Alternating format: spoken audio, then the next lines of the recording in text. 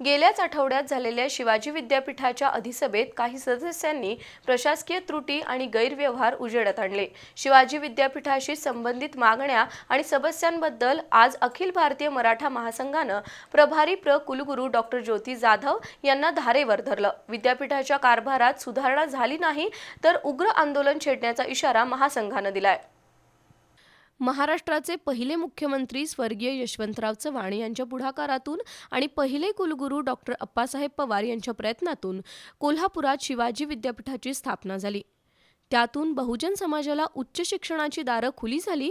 मात्र गेल्या काही दिवसांपासून हे विद्यापीठ आपल्या मूळ उद्देशापासून दूर गेलंय असा आक्षेप अखिल भारतीय मराठा महासंघानं नोंदवला आणि आज प्रभारी कुलगुरू डॉक्टर ज्योती जाधव यांची भेट घेतली।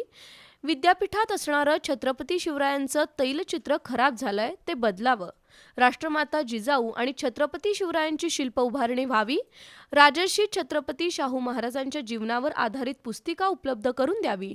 महाराणी ताराराणी यांचा इतिहास अभ्यासक्रमात समाविष्ट करावा। पहिले कुलगुरू डॉक्टर अप्पासाहेब पवार यांच्या स्मृतिदालनाला गती द्यावी। अशा मागण्यांबद्दल मराठा महासंघाच्या कार्यकर्त्यांनी डॉक्टर ज्योती जाधव यांना धारेवर धरलं। यावेळी झालेल्या चर्चेत वसंतराव मुळीक, शशिकांत पाटील, संभाजीराव जगदाळे, विजय पाटील, अवधूत पाटील, युवराज जाधव यांच्यासह कार्यकर्ते सहभागी झाले होते।